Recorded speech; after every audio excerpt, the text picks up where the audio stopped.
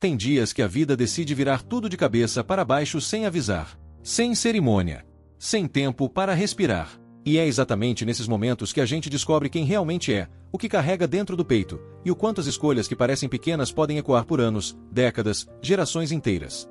Essa é uma história sobre orgulho, sobre arrogância disfarçada de eficiência, sobre uma mulher que varreu o chão de um homem que nunca enxergou além dos próprios sapatos engraxados, e sobre um filho que cresceu em silêncio, guardando segredos que nenhum milionário do mundo poderia comprar. Presta atenção, porque essa história vai te fazer pensar duas vezes antes de olhar para alguém como se ela fosse menos do que você. O nome dela era Conceição, mas todo mundo que a conhecia de verdade chamava de Dona Ceissa. Tinha 52 anos, cabelos grisalhos que ela prendia num coque firme toda manhã, mãos calejadas de tanto trabalhar, e um sorriso que aparecia mesmo quando o coração estava pesado. Ela havia chegado a São Paulo vinda do interior da Bahia com 17 anos, uma mala de papelão e a certeza de que precisava fazer algo da própria vida. Não tinha sido fácil. Nunca foi fácil. Mas Dona Ceissa não era o tipo de pessoa que ficava esperando a vida melhorar sozinha. Ela saía na frente, varria o chão, limpava o vidro, dobrava a roupa, e no fim do dia ainda sorria para o filho que a esperava em casa com a lição de casa feita. Esse filho se chamava Rafael. E era tudo o que ela tinha no mundo. Rafael cresceu vendo a mãe acordar antes do sol e chegar depois que as estrelas já estavam no céu. Cresceu entendendo, desde cedo, o que era sacrifício, o que era dignidade, o que era amor sem drama, amor que não precisa de palavras porque está presente em cada gesto, em cada prato de comida, em cada par de tênis comprado no mês que o orçamento mal fechava. Desde pequeno, Rafael era diferente. Não diferente no sentido que as pessoas usam com desdém, não. Diferente de verdade. Lembrava tudo o que lia. Fazia perguntas que os professores não sabiam responder. Ficava acordado até tarde não para ver televisão, mas para ler livros que pegava emprestado na biblioteca do bairro. Tinha uma mente que funcionava em velocidade diferente da maioria, e todo mundo que cruzava com ele percebia isso. Dona Ceissa percebia mais do que ninguém. Ela trabalhava há 11 anos na empresa Veronese e Associados, uma das maiores consultorias financeiras da cidade. Chegava às 6 da manhã, antes de qualquer funcionário, e organizava os andares com cuidado de quem está preparando algo sagrado. Cada mesa limpa, cada janela sem marca, cada banheiro impecável. Era orgulho profissional, sim, mas também era o jeito dela de dizer: eu estou aqui, eu importo, meu trabalho tem valor. O dono da empresa era Eduardo Veronese. 58 anos, terno italiano, relógio suíço, carro blindado. Um homem que havia construído um império do zero, ou pelo menos era isso que ele gostava de contar. A verdade era um pouco mais complexa, como quase sempre é. Havia tido ajuda do pai, que lhe deixou uma carteira de clientes, e ajuda do sogro, que lhe emprestou o capital inicial. Mas Eduardo preferia a versão mais limpa, a versão em que ele era o protagonista absoluto de sua própria ascensão. Ele não era necessariamente um homem mau. Era um homem ocupado. Ocupado demais para notar as pessoas ao redor. Ocupado demais para aprender os nomes dos funcionários da limpeza. Ocupado demais para perceber que havia uma mulher que chegava antes de todo mundo e garantia que o ambiente onde ele construía seu império estivesse sempre perfeito. Dona Ceissa era invisível para Eduardo Veronese. E durante 11 anos, isso foi exatamente o que aconteceu. Ela passava por ele no corredor e ele não levantava os olhos do celular.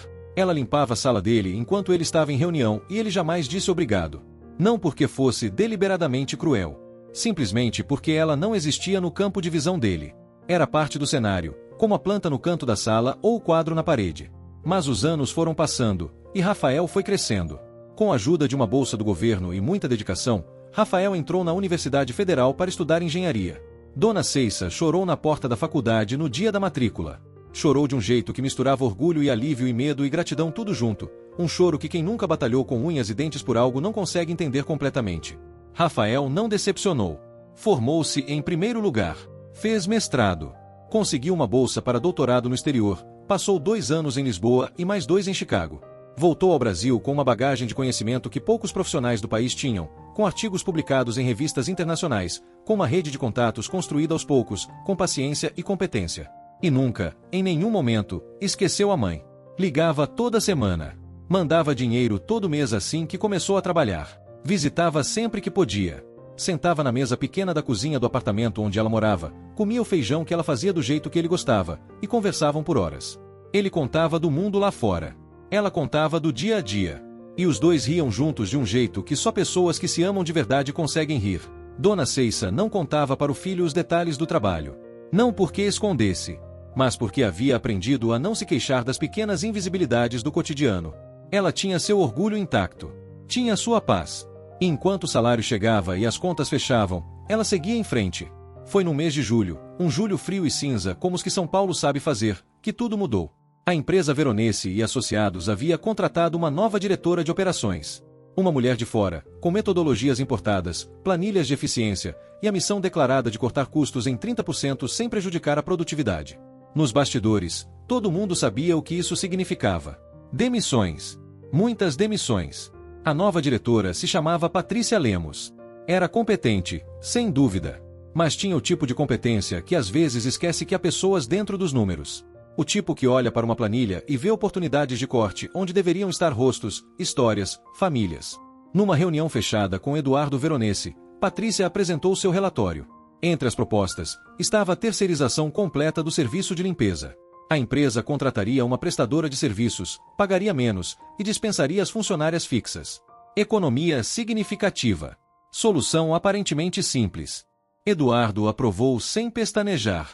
3 dias depois, Dona Ceissa foi chamada ao setor de recursos humanos. A jovem que a atendeu tinha o jeito de quem preferia estar em qualquer outro lugar. Entregou um envelope, explicou os termos da rescisão, pediu para assinar alguns documentos. 11 anos de trabalho transformados em uma conversa de 15 minutos numa sala sem janela. Dona Ceissa assinou tudo. Não gritou. Não chorou ali. Agradeceu, guardou o envelope na bolsa e foi buscar seus pertences no vestiário. Um par de chinelos reserva, um avental extra, uma foto pequena do Rafael que ela mantinha no armário há anos. Saiu pela porta dos fundos, como sempre havia entrado. No ônibus de volta para casa, aí sim, as lágrimas vieram. Silenciosas, escorregando pelo rosto sem aviso. Não era só o emprego. Era o tempo. Era a lealdade que nunca havia sido vista. Era a sensação de que 11 anos de chegar cedo, de cuidar bem, de ser responsável, tinham pesado exatamente 0 na balança de alguém lá em cima. Chegou em casa, fez café e ligou para o filho. Rafael atendeu no segundo toque, como sempre fazia quando via o nome dela na tela. Ela contou com a voz firme que só quem aprendeu a não desmoronar na frente dos outros consegue manter. Contou sobre a demissão, sobre o envelope, sobre os 11 anos. E no fim, disse que estava bem, que ia procurar outro lugar, que Deus havia de prover. Do outro lado da linha, Rafael ficou quieto por um momento. Depois disse: "Mãe, não se preocupa. Vai ficar tudo bem." E havia algo na voz dele, uma calma que não era resignação, que era outra coisa, que Dona Ceissa não soube nomear naquele momento. O que ela não sabia é que 2 semanas antes daquela ligação, Rafael havia recebido uma proposta. Uma proposta grande. Do tipo que muda trajetórias. Ele havia passado os últimos 3 anos construindo, junto com 2 sócios, uma plataforma de tecnologia financeira. Não era uma startup qualquer.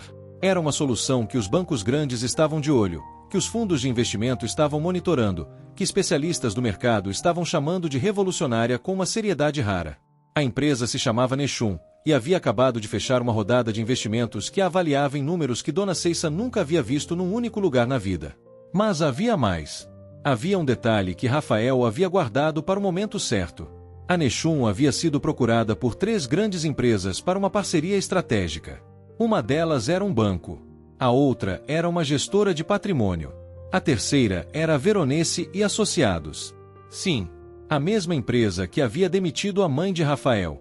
Eduardo Veronese havia descoberto, através de um contato em comum, que a Nexum tinha exatamente o tipo de tecnologia que ele precisava para modernizar sua consultoria e se manter competitivo no mercado que estava mudando rapidamente. O negócio era importante. Importante a ponto de Eduardo mesmo querer conduzir as negociações. A reunião havia sido agendada para uma sexta-feira de agosto, 3 semanas depois da demissão de Dona Ceissa. Rafael chegou à sede da Veronese e Associados às 14 horas em ponto.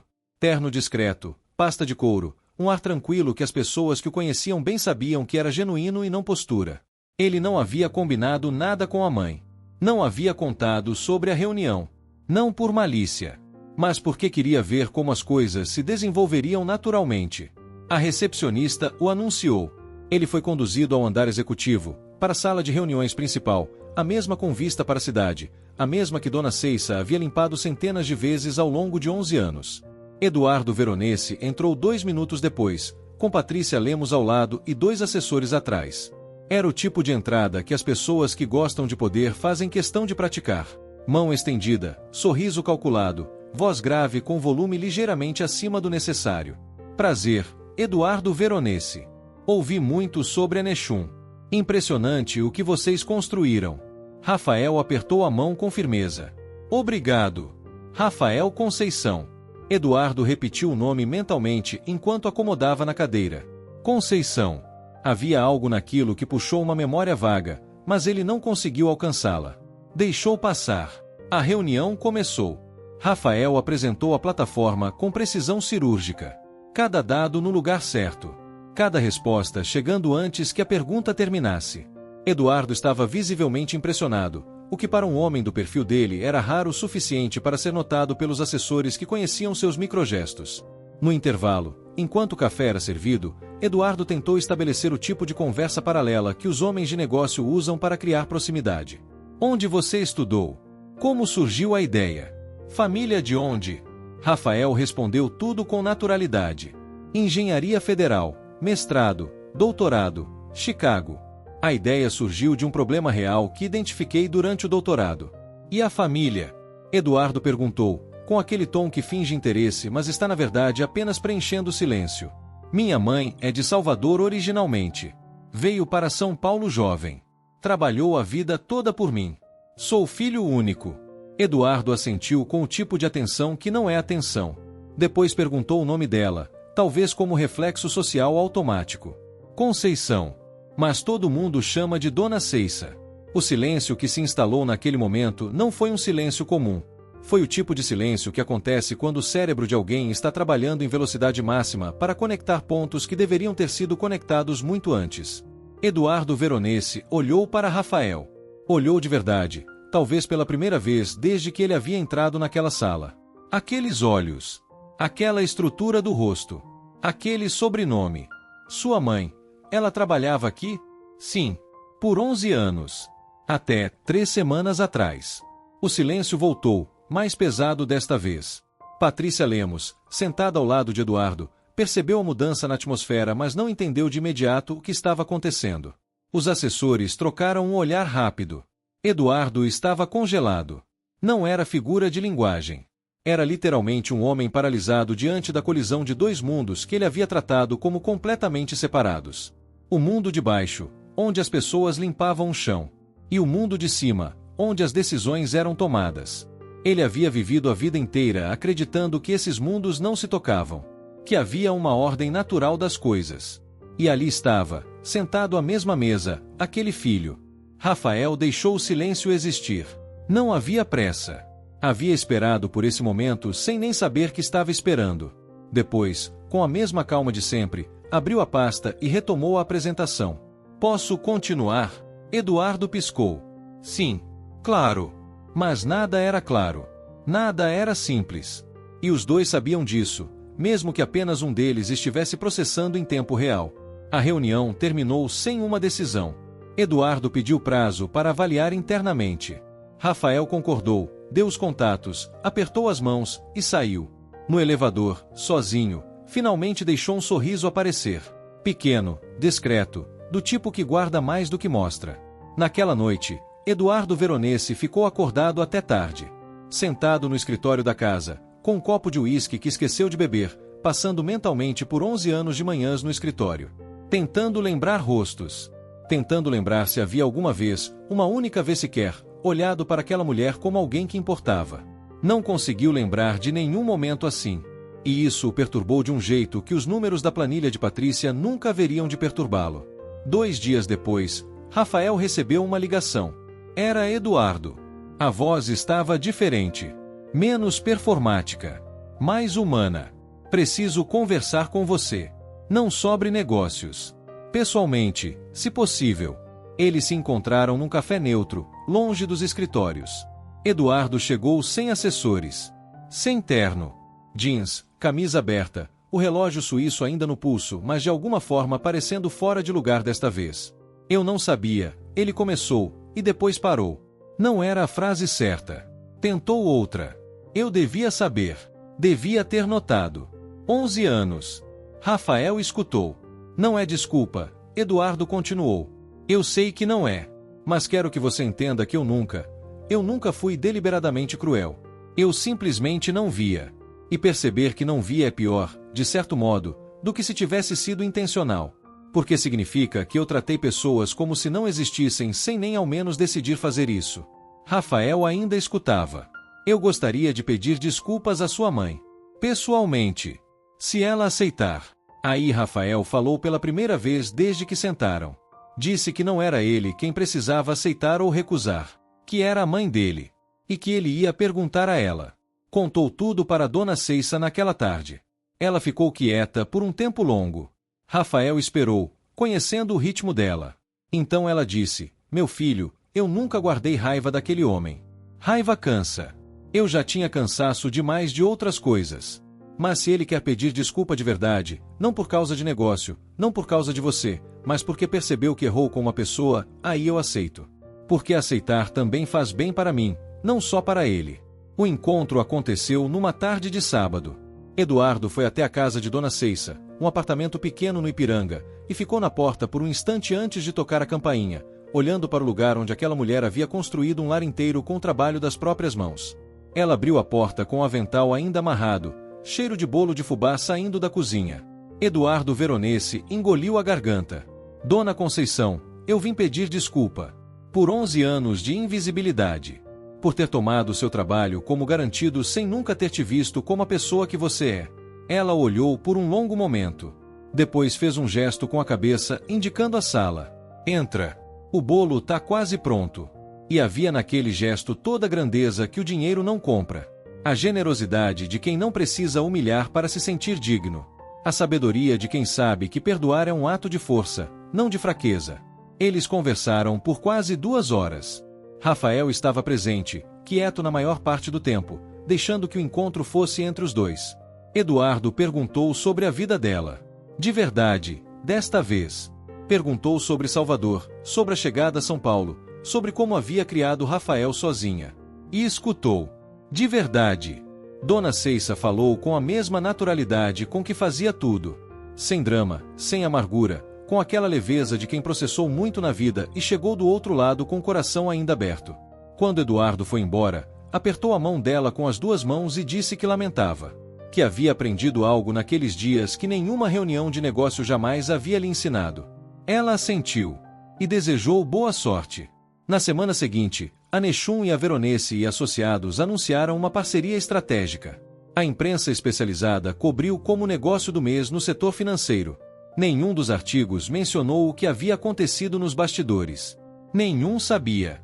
Mas Eduardo, ao assinar os documentos, pensou em Dona Ceissa. E tomou uma decisão adicional, fora de qualquer contrato. Entrou em contato com o RH e reviu a política de reconhecimento dos funcionários de serviços gerais. Nomes registrados. Datas de aniversário celebradas. Revisão salarial anual garantida. Pequenas mudanças que pareciam simbólicas mas que representavam, para as pessoas que viviam aquelas rotinas diárias, um sinal de que existiam. Não era suficiente para desfazer 11 anos. Mas era um começo. Dona Ceissa, por sua vez, não voltou a trabalhar de faxineira. Rafael havia insistido que ela não precisava mais. Ela resistiu por um tempo, porque o trabalho sempre havia sido parte de quem ela era, não apenas uma necessidade financeira. No fim, chegaram a um acordo. Ela passou a ajudar numa associação de moradores do bairro, coordenando atividades para idosos e organizando um grupo de costura que havia sido seu sonho antigo. Fazia o que gostava. Com tempo. Com reconhecimento. Com paz. Rafael seguiu construindo a Nechum. A empresa cresceu além do que qualquer projeção havia estimado. Ele se tornou referência no setor, foi entrevistado em programas de economia, participou de painéis internacionais. Mas manteve o mesmo jeito de sempre. Simples, direto, sem os trejeitos que o sucesso às vezes instala nas pessoas sem que percebam. Em toda entrevista que dava, quando perguntavam sobre influências, sobre quem havia moldado seu caráter, ele respondia com a mesma frase. Minha mãe, que me ensinou que dignidade não tem preço e que a gente mede o tamanho de uma pessoa não pelo que ela tem, mas pelo modo como ela trata quem não pode lhe oferecer nada em troca. Os entrevistadores geralmente anotavam. Às vezes publicavam. E quem lia e estava prestando atenção de verdade entendia que aquilo não era discurso. Era memória. Era verdade vivida. Eduardo Veronese, num evento do setor financeiro meses depois, encontrou Rafael novamente. Estavam num coquetel, rodeados de pessoas que usavam sucesso como cartão de visita. Eduardo se aproximou com aquela postura diferente que Rafael havia notado desde a tarde do café. Como está sua mãe? Bem. Muito bem. Ela começou um grupo de costura no bairro. Diz que finalmente tem tempo para criar. Eduardo sorriu. De verdade, desta vez. Que bom. Houve uma pausa. Depois Eduardo disse algo que Rafael não esperava. Você sabe que eu nunca soube o nome dela em 11 anos? Nunca perguntei. Nunca me ocorreu perguntar. Aquela percepção mudou algo em mim. Do tipo que não volta atrás. Rafael assentiu. Às vezes é isso que a vida faz. Ela te apresenta alguém como se fosse a primeira vez, quando na verdade essa pessoa sempre esteve ali. Eduardo ficou com a frase. Levou para casa. Ficou com ela por muito tempo. Porque havia verdade naquilo. A verdade inconfortável de quantas conceições existem no mundo, invisíveis para quantos Eduardos, fazendo o chão ficar limpo para que outros possam caminhar sobre ele sem nem ao menos notar. Há uma arrogância silenciosa no modo como algumas pessoas atravessam a vida. Não há arrogância barulhenta, que é fácil de identificar e combater. A arrogância tranquila, cotidiana, que se instala nas rotinas e faz com que a gente olhe sem ver, ouça sem escutar, conviva sem conhecer. Dona Ceissa havia sido invisível para Eduardo não porque fosse pequena, mas porque ele havia escolhido, sem consciência, construir um mundo em que apenas certos tipos de grandeza eram visíveis. E o que a vida fez foi gentil a seu modo. Não o destruiu. Não o humilhou publicamente. Apenas colocou à sua frente, numa sala de reuniões com vista para a cidade, o filho daquela mulher. E disse, sem palavras, olha bem. Olha o que você não soube ver. Existe uma justiça poética nas histórias que a vida escreve quando decide ser direta. Não é uma justiça de tribunal, de sentença, de punição. É uma justiça mais sutil e mais profunda. A que faz um homem sentar numa cozinha pequena cheirando a bolo de fubá e perceber o quanto havia perdido ao nunca ter entrado ali antes. Rafael não havia planejado aquela reunião como uma armadilha. Não havia ido a Veronese e associados para fazer Eduardo se sentir mal. Havia ido porque era negócio. Porque era o próximo passo da empresa. Porque era profissional e a proposta fazia sentido. O resto aconteceu sozinho. Como as verdades importantes geralmente acontecem. Sem roteiro. Sem intenção. Apenas duas trajetórias que o tempo havia mantido separadas e que, num dia de agosto cinza, se encontraram numa sala de vidro no 12º andar de um prédio que uma mulher havia limpado por 11 anos sem que ninguém precisasse saber o nome dela. Dona Ceissa soube, naquela tarde em que Eduardo Veronese tocou a campainha da sua porta, que a vida não havia sido injusta com ela. Que o caminho havia sido longo e árduo, sim. Que havia dias em que varrer o chão de alguém que não te vê é uma das coisas mais silenciosamente dolorosas que existem. Mas ela havia criado um filho que sempre a viu, que acordava com o nome dela na memória e dormia com a certeza de que devia tudo a ela. E isso, no fim das contas, valia mais do que qualquer quantidade de reconhecimento tardio de qualquer Eduardo do mundo. Havia uma foto, pequena, desbotada nas bordas, que Dona Ceissa mantinha na parede da sala. Rafael com uns 8 anos, sorrindo para a câmera com um livro na mão, num parque. Ela havia tirado com um celular antigo, a foto tinha ficado um pouco torta, mas era perfeita do jeito que as fotos imperfeitas às vezes são. Toda vez que alguém visitava a casa e perguntava sobre a foto, ela contava a mesma história. Aquele dia eles tinham ido ao parque no domingo, que era o único dia que ela não trabalhava. Ela havia levado o lanche numa sacola, e Rafael havia levado um livro sem avisar. Na hora que ela chamou para comer, ele levantou os olhos do livro com aquela expressão de quem foi interrompido no meio de uma viagem, e ela havia tirado a foto naquele momento exato. O que eu não sabia naquele dia, ela dizia, é que aquele menino ia longe. Mas talvez já soubesse, no fundo. Sempre soube. E sorria. Aquele sorriso que aparecia mesmo quando o coração estava pesado. Rafael uma vez lhe perguntou, numa daquelas conversas tarde da noite que eles tinham quando ele visitava, se ela tinha raiva. De tudo que havia sido difícil. Das portas que demoraram a abrir. Das pessoas que não haviam enxergado o quanto ela valia. Ela pensou antes de responder. Tinha o hábito de pensar antes de falar, coisa que Rafael havia herdado. Raiva eu tive, ela disse. Claro que tive. Quem não teria? Mas raiva é um fogo que você alimenta de dentro. E eu precisava da energia toda para outras coisas. Para te criar. Para trabalhar. Para continuar. Então aprendi a deixar o fogo diminuir sem apagá-lo completamente. Porque uma brasa ali, guardada, às vezes serve para aquecer quando o frio aperta, sem queimar tudo que você construiu. Rafael ficou olhando para ela por um momento. Você deveria escrever um livro, mãe. Ela riu. Para quê? Já escrevi o melhor que eu podia. Escrevi você. E voltou à cozinha sem drama, sem pose, sem fazer da sabedoria um espetáculo. Porque era assim que Dona Ceissa operava no mundo. Com uma grandeza que não precisava de palco. A história de Rafael chegou, meses mais tarde, aos jornais econômicos. Um perfil longo numa revista de negócios, daquelas que ficam nas salas de espera das empresas grandes, com foto na capa e tudo. O título falava sobre inovação, sobre a nova geração de empreendedores brasileiros, sobre a Nexum e o que ela representava para o mercado. Num parágrafo perto do fim, havia menção à mãe. Dona Conceição, ex-funcionária de serviços gerais, que havia criado o filho sozinha e cujo nome, segundo Rafael, era a primeira coisa que ele havia escrito no quadro branco quando a empresa estava começando, como lembrete de por que fazer o que fazia e para quem. Eduardo Veronese leu aquele parágrafo 3 vezes. Depois foi até a janela do escritório e ficou olhando para a cidade por um tempo. Lá embaixo, na calçada, havia pessoas passando. Pessoas que ele nunca havia notado. Rostos que nunca havia registrado. Histórias que nunca havia imaginado. Pela primeira vez em muito tempo, ele se perguntou quem eram. Não era uma transformação de filme. Não era uma virada dramática que apaga décadas de hábito num instante. Era o começo de uma pergunta que, se cultivada, poderia mudar gradualmente o modo como um homem existe no mundo.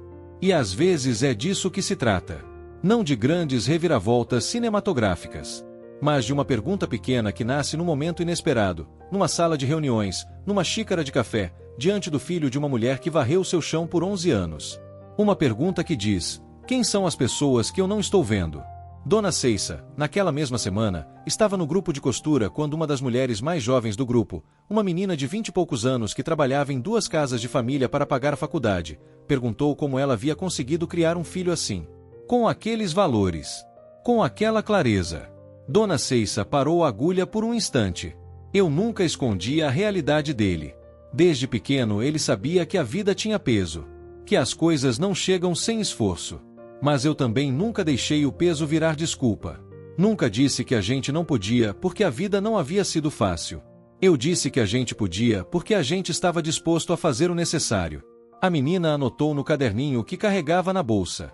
E a senhorita não tinha medo? A menina perguntou. De que ele não conseguisse. De que não valesse a pena. Dona Ceissa pensou um instante. Medo eu tinha todo dia. Mas medo é companheiro de quem está tentando algo. Quem não está tentando nada não tem do que ter medo. Então eu aprendi a caminhar com o medo do lado, sem deixar ele na frente. Aquela frase ficou no caderninho da menina. E dali, quem sabe, foi parar em outros lugares. Em outras histórias. Em outras mãos que precisavam de algo simples e verdadeiro para segurar. Porque é assim que as coisas que importam se movem pelo mundo. Não em discursos grandiosos. Não em manchetes. Mas de boca em boca, de caderninho em caderninho, de cozinha em cozinha, carregadas pelas pessoas que nunca estiveram nos holofotes, mas que seguraram o mundo nas mãos calejadas enquanto outros brilhavam. Há algo que essa história quer te deixar, e não é uma moral empacotada com laço. É uma pergunta. Quem são as Conceições na sua vida? Quem são as pessoas que fazem o chão ficar limpo para que você possa caminhar? Que chegam antes e saem depois?